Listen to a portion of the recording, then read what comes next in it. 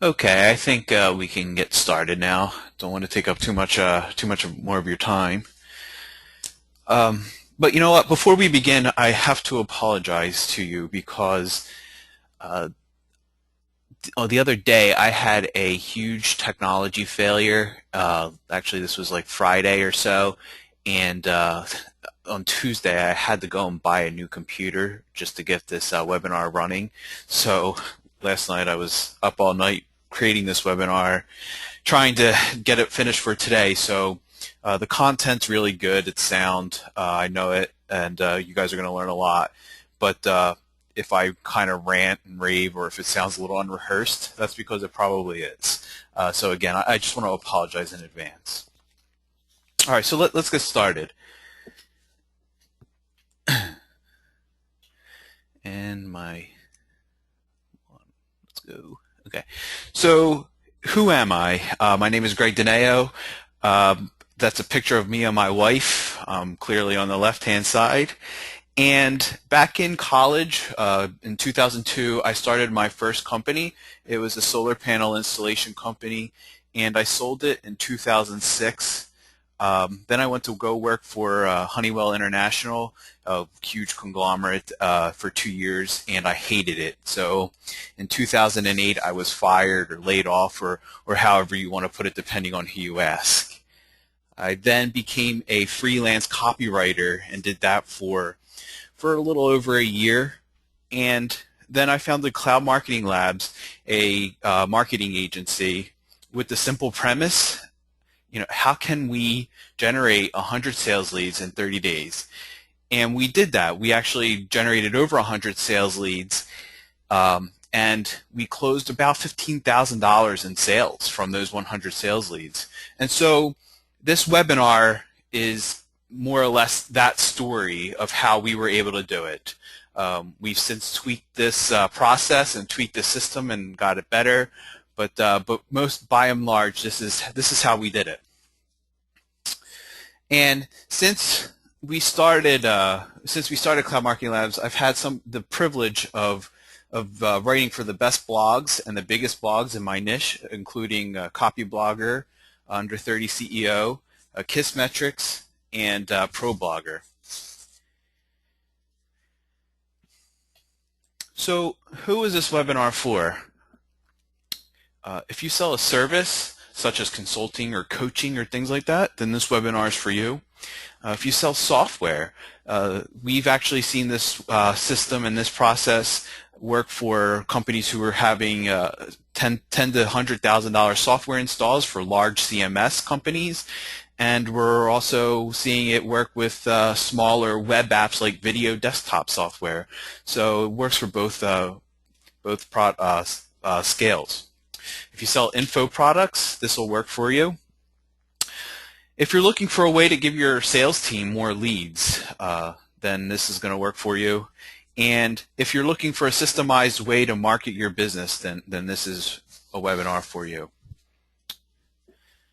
Now, on the flip side, who this webinar is not for? MLM companies. Unfortunately, I really don't understand the business model. I have no idea what MLM companies sell. I get pitched all the time and just have no clue. If you're looking for a magic pill, then this isn't for you. There's no such thing as get rich quick. It takes work. It takes time. Lazy people. Again, I know we're promising sales leads in 30 days, but it takes a lot of work to do that. For instance, it takes me about 7 to 10 hours to write a single blog post, and I write about 4 of them a week. So again, it just takes a little while. And closed-minded individuals. There's some things I'm going to be talking about in here that are a little bit controversial, and if you don't have an open mind, then this probably is not going to be for you. So here's what we are going to cover. We're going to cover how to convert your visitors and how to set up your blog and how to design it and things like that. Creating a call to action and all those things. We're going to learn how to drive massive amounts of traffic to your blog. And then we're going to show you how to get your first 1,000 subscribers. So here's what I want you to do. get a pen and paper out, and so that way you can take some notes. And I'll give you a second to get ready.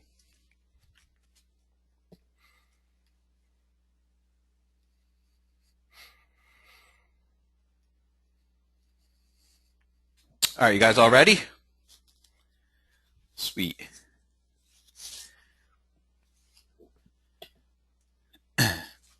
This is a picture of Sheena Iyengar, a researcher at Columbia University. And one Saturday, she set up a free tasting booth to allow customers to try jam. She had 24 flavors available for tasting. The very next Saturday, she set up 6 flavors available for tasting.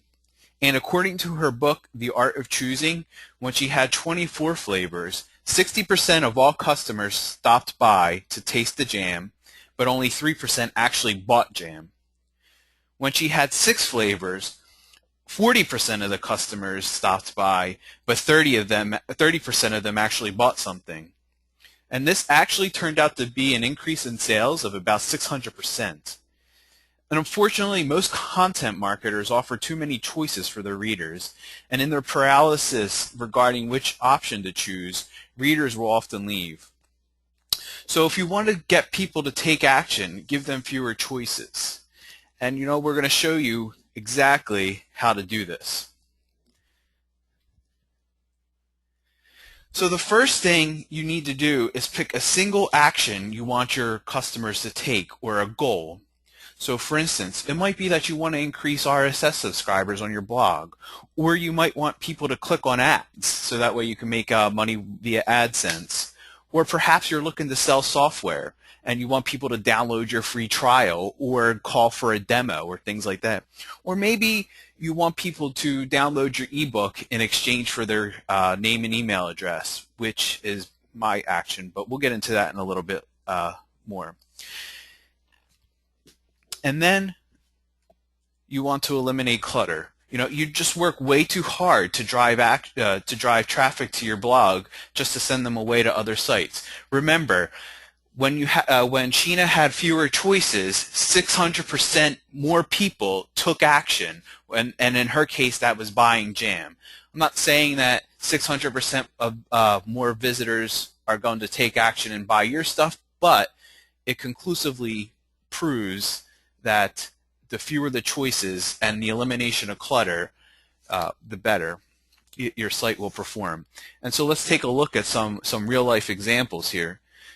Here's Copyblogger, and if you notice on Copyblogger, he has Brian Clark here has his blog designed to do 2 things. He wants you either to buy his WordPress solutions, as seen by the buttons above, or he wants you to get his free updates and subscribe to his blog. That's it. That's all he wants you to do.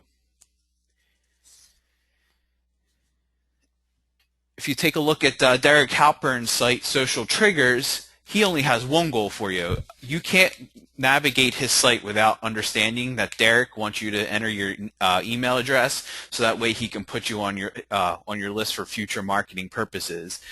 And then finally, on the IWillTeachYouToBeRich.com site, which is one of the best read and largest blogs in the personal finance industry, Ramit Sethi, who runs the blog, he wants you to do one thing, which is pretty much go and download his, click that free download button and go find his course and go download his course. And that's it.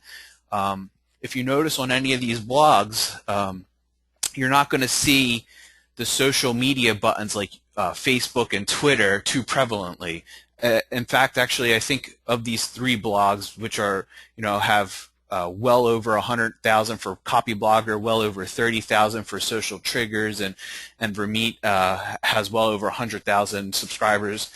You can't find things like follow me on Facebook or connect with me on LinkedIn or friend me on Facebook and follow me on Twitter. They've actually eliminated those buttons, or Copyblogger, if you notice, they're in the upper right hand corner, very, very small. That's because you work so hard to get people to your site that you don't want to just send them away to Facebook or LinkedIn or Twitter.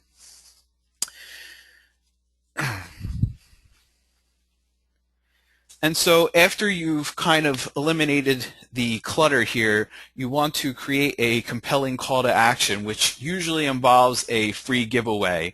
And so what do most people give away? And you know, if you're a savvy marketer, you already know this, so we will kind of run through it real quick. A manifesto of your blog or business. And not to get too cliche, but Zappos is a perfect example. Tony Hsieh wrote a book about happiness. He didn't write a book about shoes. So his manifesto and the entire culture around Zappos is the happiness culture. You could give away an ebook, a how-to ebook, which is one of the things that I do. How to generate 100 sales leads in 30 days is my ebook, and it works pretty well. And you could also have like a webinar on demand or even a live webinar, but the webinar on demand is nice because it will allow you to just kind of repurpose that content. Blogs such as HubSpot are renowned for their webinar on demands. I mean, they just produce these things once a week, it seems like. It might even be more frequently than that, but if you go to their blog, blog.hubspot.com, you'll be able to find 20, 30, 40 different types of webinars and things like that on all types of subjects. All right, so you got your call to action. Now we need a killer headline so that people actually take action on your offer.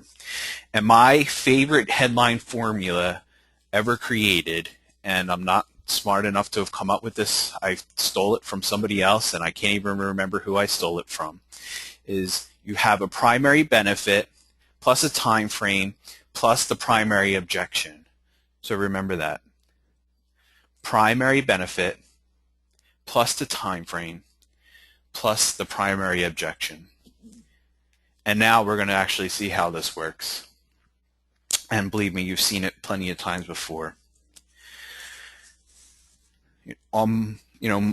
I would use something like how to generate 100 online sales leads in 30 days, even if you don't have a website.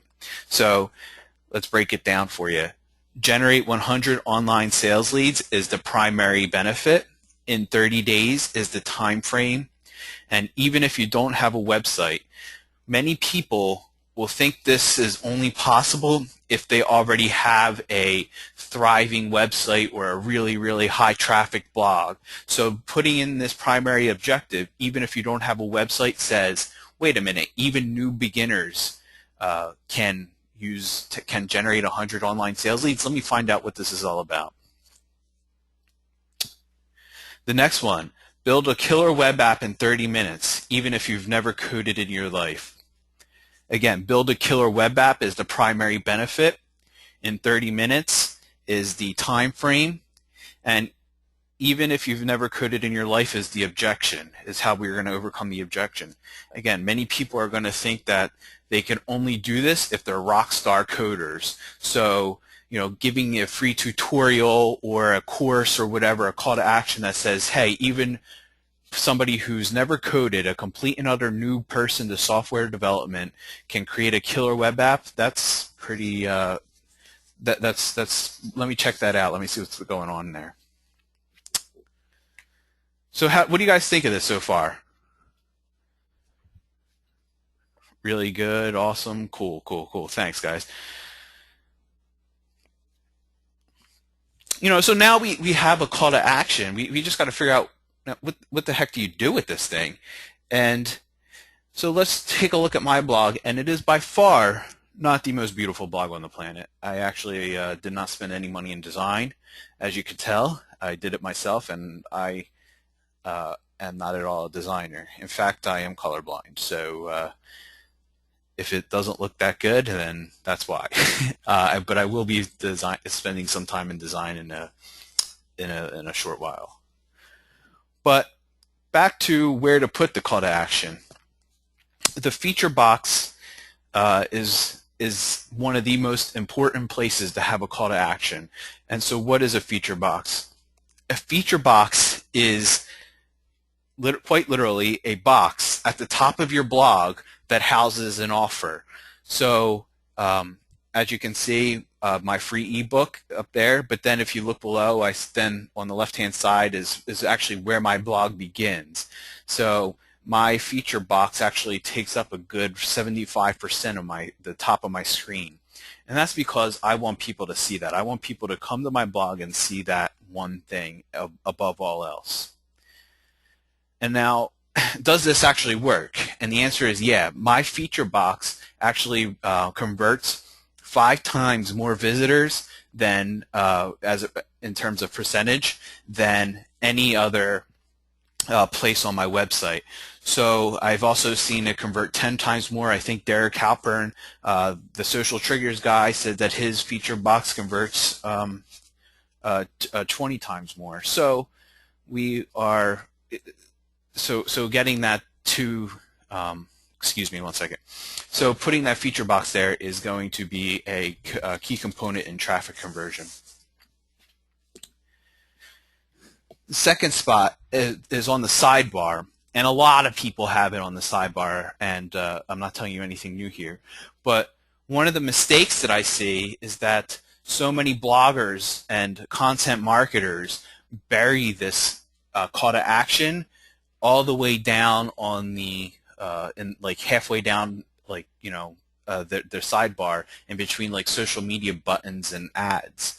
And I will tell you that it gets lost there. I mean, you don't want people to have to go and search for your call to action. In fact, on my blog, the only thing in my sidebar is this big call to action, and it's super exaggerated. It's really big. It's bigger than a lot of other people's call to action. But again, I want to make sure that that's what somebody sees when they come to their blog, when they come to my blog outside of the content.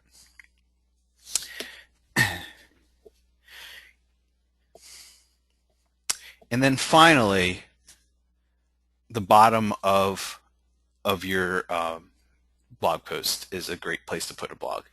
My posts are somewhere around 1,500 words, give or take, and it takes about a good 10 minutes to read them sometimes. So if somebody's going to sit there and read a blog post for about 5 to 10 minutes, they're going to get all the way to the bottom. Chances are they're going to want to learn more information. They've spent that much time. They want to learn more.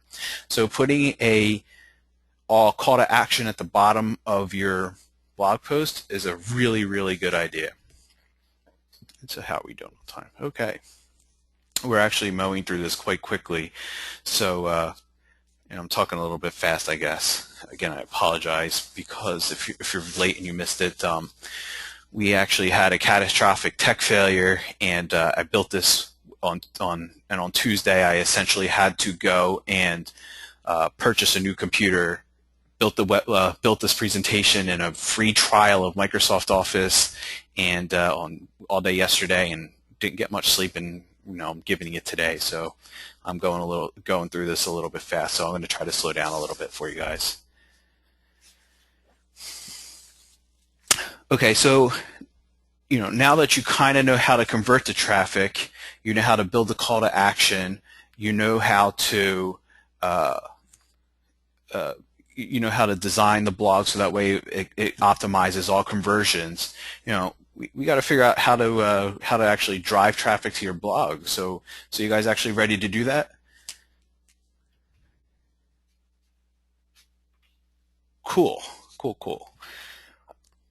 All right, so I have a 5-step process to drive traffic, and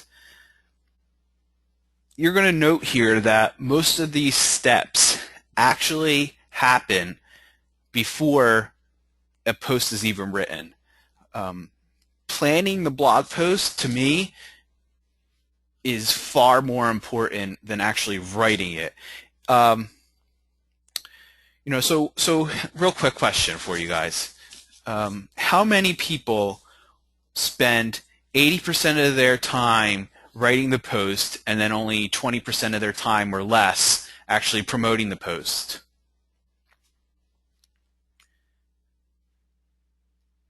Yeah. And that's actually about the, some people have actually the other way around, and congratulations.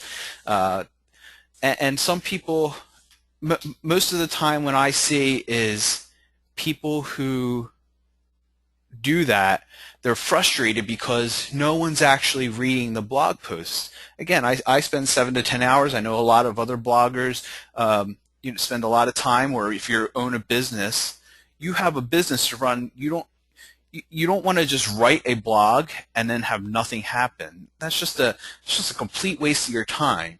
And so what I wanted to go through now is, just give you something more to think about, a couple steps to think about before you actually sit down and write the post. So here, the first step you have to take is choose a topic. And I know, duh, right? You have to choose a topic, absolutely, clearly.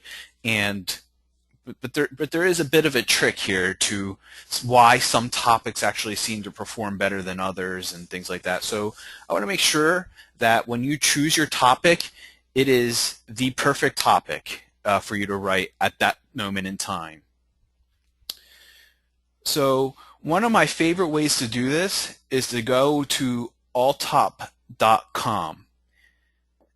It's a site, it's basically a blog directory of all the top blogs in almost any niche on the internet. If you write about it, chances are Alltop has a whole lot of other blogs that are writing about that same exact topic.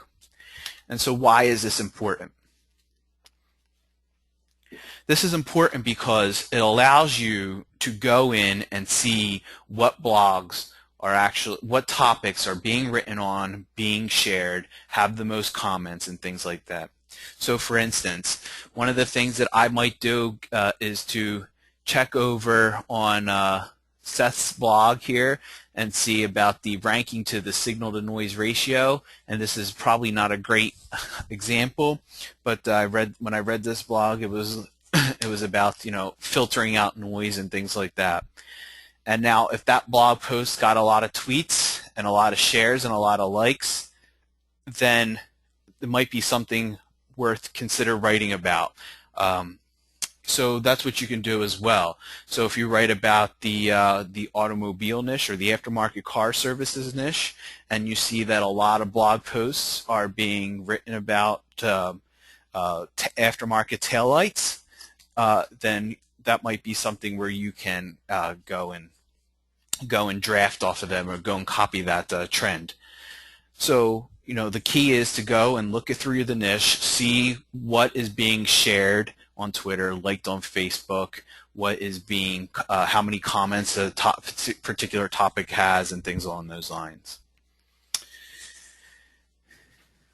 The next step that I take is then I go into Google Trends, because not only do I want to see what people are liking, sharing, reading, and commenting, I want to go and find out what people are searching for in the internet marketing space. So if I see that a lot of headlines, a lot of headline posts are being searched for in the internet marketing space, how to write a headline, how to write a killer headline, how to write a headline that sells info products, things like that. If I see that that's a really popular trend, and then I go and then I look at my Alltop topics and I see that headline blog posts are getting a lot of shares and likes, then you know what? I'm going to write a topic on headlines or a post on headlines. And then the third step is that you have to put your own spin on it. So usually my spin is either copywriting, business, and sales leads. So if I'm writing a headline post on social media post, I'm going to write about how headlines affect social media and tweets and things like that. Or if I'm writing a sales leads post, and I'm going to or headline post, I'm going to incorporate how headlines actually help improve sales leads and things along those lines. And so that's how you choose a topic. I know a lot of bloggers and content marketers kind of just look, choosing the topic is sort of like the hardest step because you're staring at a blank page and what are you going to write about? And so this sort of gives you some clue, some indication of where people are thinking and what people are reading and what people want to read at the moment. Does that make sense? Cool, cool.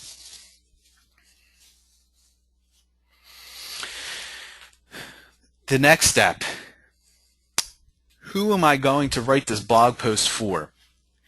Even though I write a marketing blog, I have several demographics in mind when I'm writing the post. So, for instance, one of my demographics that I got to keep in mind is the business owner who either doesn't know how to do marketing online or doesn't have the time to do online marketing because they're completely swamped with work, and perhaps they even have a huge organization, but it's a mostly sales-driven organization, so with no marketing department to speak of. That's one of my marketing personas. Another marketing persona is the chief marketing officer of an organization. They have, their entire job is to fill their pipeline with sales leads, and that's what keeps them up at night. So how are they going to do that? How are they going to get traction to their blog and things along those lines? And then finally, another one of my marketing personas is bloggers. These guys and gals are looking for ways to bring traffic, convert traffic, get people to click on ads, and get people to buy their products. And basically what a lot of them are looking for is how to get out of the corporate cube and actually come home and do the stuff that they're passionate about and live that life. And so I keep these demographics in mind before I even write the blog, and I'll show you why I do that in a second.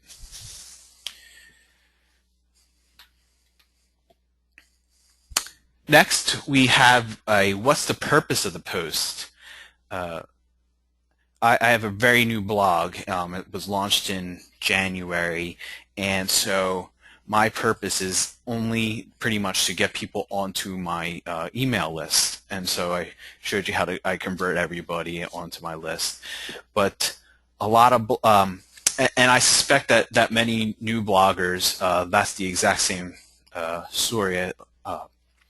Again, going back to Derek Halpern, I've had the opportunity and privilege of speaking with him, and he's been able to get like 13,000 or something, no, 30,000, I'm sorry, people onto his list in a very short amount of time, because that's his goal. That's the purpose of every post. That's the purpose of every outreach that he has. It's very clear. Sometimes your purpose might be to get people to attend a webinar such as this one. Other times you might want to do some market research. This is very popular with many bloggers.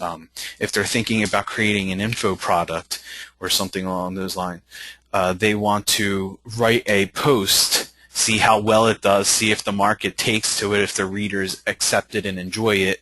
Then and only then will they build out the info product. So it allows them to sort of understand what people are looking for at that moment in time. And finally, link bait and Google Juice. I do this every now and again, mostly with guest posts, only because it's easier to get. They're easier posts to get accepted on the most popular blogs, but whether I like it or not, list posts, 10 ways to, or 100 ways to, are very are much more widely accepted on popular blogs. The next step, why should they read your blog? I'm going to assume you already know that you're creating a post that is helpful. So you're probably going to create let's say you're in the internet marketing space, you're going to create a how to make more money post and or something along those lines. And you already know that. I'll assume that you already know that creating a benefits-driven post is good, and a post that helps other people. But how do you stand out? I mean, those posts now, there's hundreds of millions of blogs, there's millions of them being published every day, and those generic posts are just so boring and they just get ignored. And so that you want to create an experience that when your reader comes to your blog, they know exactly why they're going to read that post. And so here's 4 ways to go about doing that. Personal experience. This is something that I do quite often in my blogs. I have that. I put in like some stories and things that I've gone through and I've been through. So, for instance, I just wrote a LinkedIn post about a month ago, and a lot of people write LinkedIn posts, but I shared how I'm generating meetings in real life, and I added the script that I use in real life to actually generate a sales lead or a meeting with a salesperson. And so that is a story that only I can tell, because as far as I know, not that I'm the only one doing it, but I'm one of the few people who are actually using LinkedIn in that way. The next one is academic research. A good example of this is the JAM test that we talked about earlier. Find studies and publications and things that are unrelated to your industry, yet can provide value to readers and help support ideas that your readers will want to hear about. Personal research. If you have polls of demographics of customers, data, and things along those lines, people want to know that they're not alone. They are like everybody. They are like other people. That they have shared challenges with other people, and so that personal research and creating those polls and publishing that type of data is really beneficial, and it helps help you stand out from the crowd. And then finally, be entertaining. And unless you're a really good writer, or if you're have a really strong personality, then this is something incredibly hard to do. It takes a lot of practice. So here's the 800-pound gorilla in the room, right? You don't want to spend 7 hours writing a blog post only to have absolutely nobody read it. That's just completely depressing. So how are you going to get that post out there? And there's a couple ways to do that. Have others tweet it for you, write a guest post, and email your list. But let's take a step back for 1 second here. Remember when I said who you're going to write it for is vitally important? Well, here's why. Let's say that I am writing a blog post for marketing post, and I want to write. I'm going to write that post for software entrepreneurs. So the first thing that I would do is say, okay, who else is talking to software entrepreneurs? And somebody that I'm familiar with, a guy by the name of Neil Patel, has a huge Twitter following, and his company Kissmetrics has a huge blog. So the first thing now I would do is say, okay, I can now have an avenue to get this post out into the world, into a really large audience, I think. Okay, so I would have to say, okay, do I want to submit this as a guest post, or would I just rather have Neil tweet it for me? And there isn't a wrong answer. It just depends on how good your relationship is with that tweeter. Sorry. If you don't have a strong relationship, so for instance, if I don't have a strong relationship with Neil, which I do not, I would say, okay, I could write this on my post, on my own blog, but only a few people would read it, maybe 1,000 or so. But if I actually wrote this post on Kissmetrics, I could have 50,000 people read it. So now I've kind of already made my decision. I know how I'm going to get this post out there.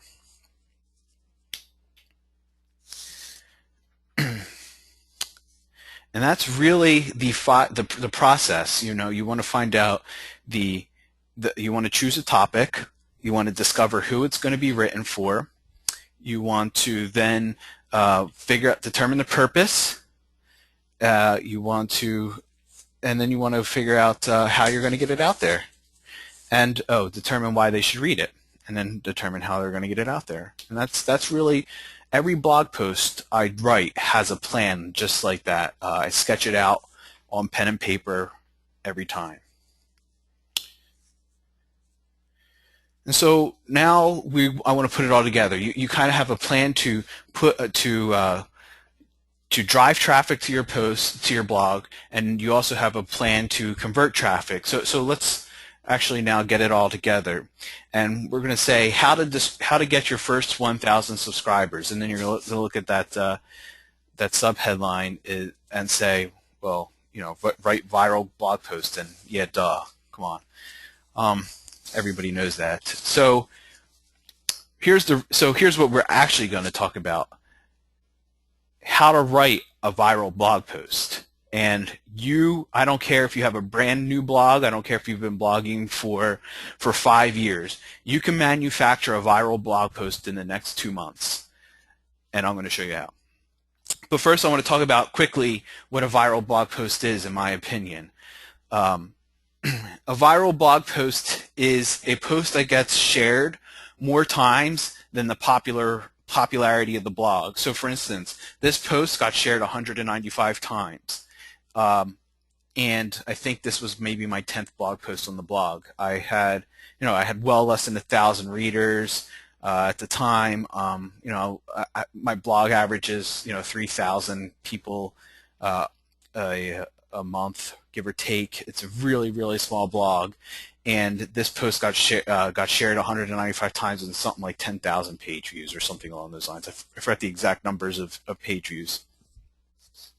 I know a lot of the technical guys are going to be like, well, yeah, the viral coefficient has to be greater than 1, and you're absolutely correct, it does, but I just want to simplify it.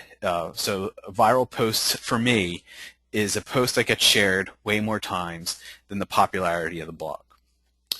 And so I'm going to assume that you've already heard that you need to create great content and that you're already creating great content.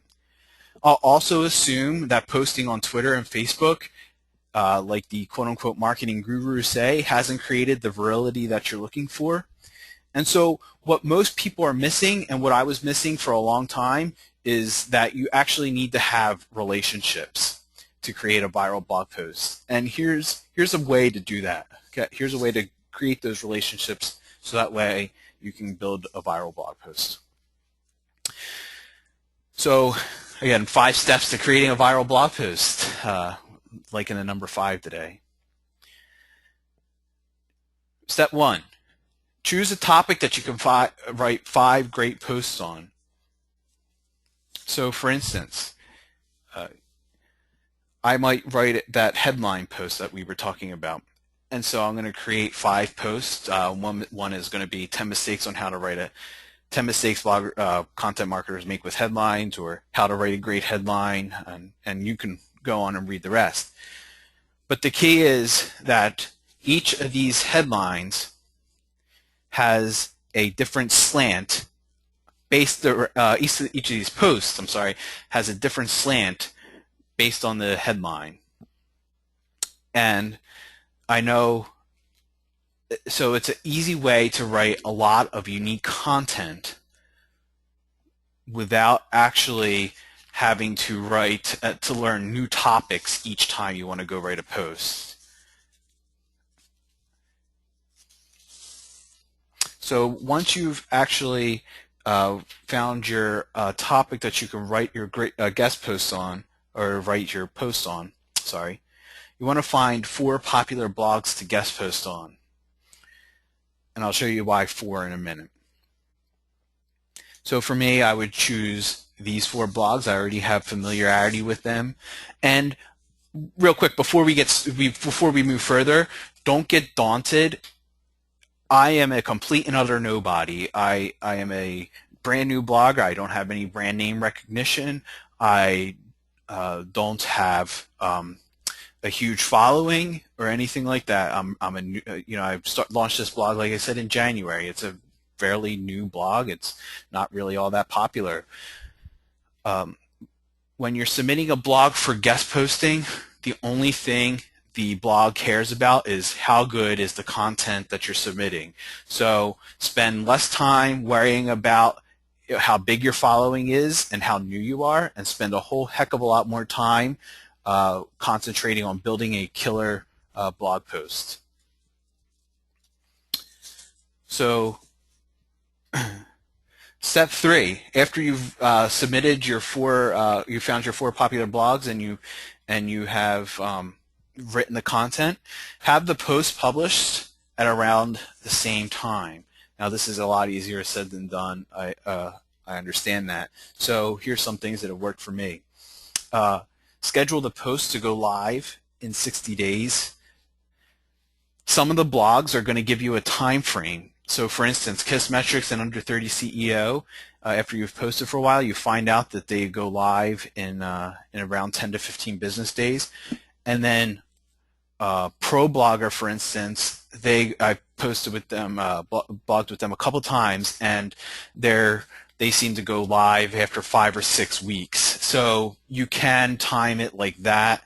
Or finally, you just might have to ask for the post to be delayed and say, so if you submit your post, if I were to submit a post to Kissmetrics and ProBlogger on the same day, I would just ask the Kissmetrics folks if they could just delay it until I hear back from ProBlogger when the post is going to go live. And more times than not, they will acquiesce. Sometimes they get really stuck for content and they'll publish it ahead of time, but a lot of times they will acquiesce to that. Step 4. So you've written your 4 popular blogs. You had them go published. Now you want to publish that 5th post on your own blog. Okay, and you want to do this 1 to 2 days after the last guest post goes live. And then finally, the final step is you're going to want to email the blogger to show them your follow-up post. And so here is the exact script that I email to people, to bloggers, to have them actually tweet my blog post without asking them to tweet it. So it'll say, hey, and then popular blogger, I wanted to let you know that I created a follow-up post to the one that went live on the date that I think your readers will enjoy. Headlines are a complicated topic, and I couldn't possibly provide all of the information in one post. I would love to know what you think. Regards, Greg. Now, here's the key here. 1, I never asked this person to tweet it. If they are nice, which the 4 blogs I am, so Neil Patel is a very nice guy. The guy who runs the Copyblogger Twitter account is a really nice guy. The same thing with the guy who was Under 30 CEO, very nice guy. So these are all really super nice guys. Most of the people in the blogger community are, and when they receive a email like this, they'll understand what you want them to do. And they'll be extremely likely to tweet your blog post if the posts on your on their own site that you submitted went really well. And so, can you see just how powerful having 4 Twitter accounts, such as each with over 150 to 170,000 followers, tweeting your stuff. That's how you make a post go viral.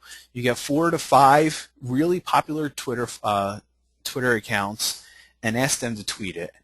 And that's the behind the scenes stuff that most of the really, really big bloggers, the Chris Brogans of the world, the Ramit Sethis of the world, the Neil Patels of the world, the John Morrows of the world, that's the stuff that they do behind the scenes that you can't see. Is they will go out and they will email people and say, hey, what do you think of this post? And if they like it, will you tweet it for me? And so that is really everything that I have. I hope you enjoyed it. I'm going to open this up for questions. Hold on one second. Let me know if you have any.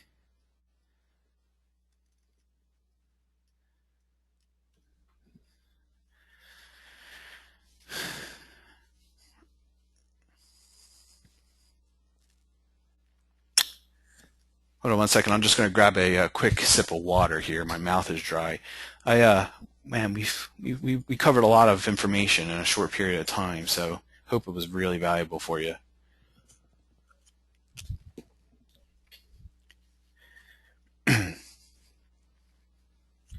All right, so here's a question for you that I got. How do you find guest posting opportunities? And the easiest answer that I know is just you Google it. So if you Google, so I would Google my niche marketing blog, say, and then in parentheses and guest post. And if they are accepting guest posts, then I know that I could figure out how to actually get there. So Google. It's I would love to have a more complex answer. How long did it take me to get to 1,000 subscribers? Actually, got to 1,000 subscribers on Monday, I believe. No, Tuesday, I believe. Late Tuesday night, I got to 1,000 subscribers. So I launched the blog somewhere around like January 3rd or 4th, and so just shy of 6 months. But I made a ton of mistakes. I probably could have done this in 3 months. So I I think I think if I didn't make those mistakes, then I would have done a much better job.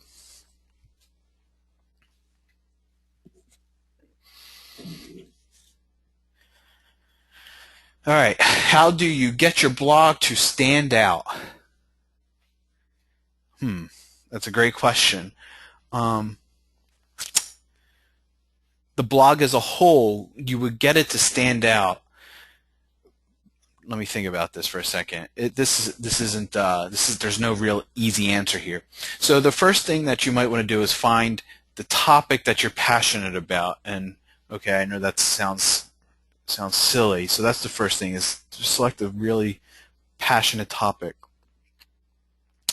The second thing you want to do then is answer the question why somebody is going to read your blog. So it might be that you're going to you are a 30-year industry veteran, and you know what, you have so much knowledge and so much personal experience inside the trenches that you are going to be able to provide information that nobody else can.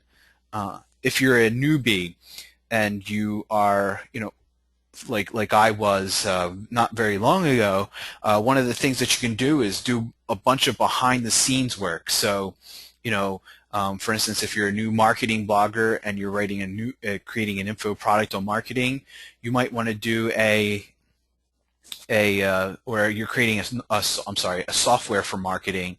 You might want to do like a behind the scenes type of, here's what worked, here's what didn't work, here's some data. So the reason why somebody would come to your blog is because you're going to get actual real life, here's what failed, here's what succeeded type of information that, of a startup. So those types of things are how you really want to stand out. And you have to understand that you probably are going to need to determine that before you write a single post.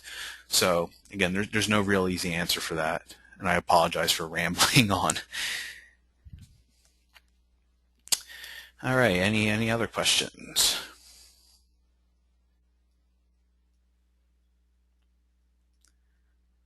All right, so what do you sell on SalesIsIn30days.com?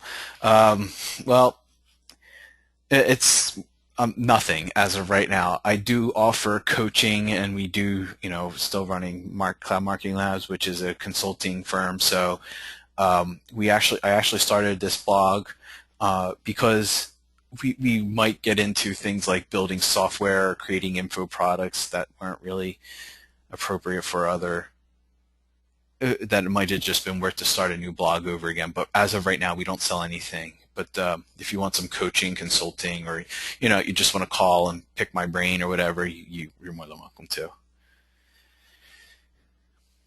And that seems like it's about it. Cool. So again, I apologize that I may have spoken a little bit fast. Again, this wasn't really a rehearsed presentation, But this is about it. So thank you very much for attending, and you know, it was a pleasure to actually kind of speak to you, and hopefully, if you have any questions, you could shoot me an email, greg@cloudmarketinglab.com, or my phone number is actually listed on the Sales Leads in 30 Days site, so you can feel free to give me a call. All right, thank you very much, guys. Talk to you later. Bye-bye.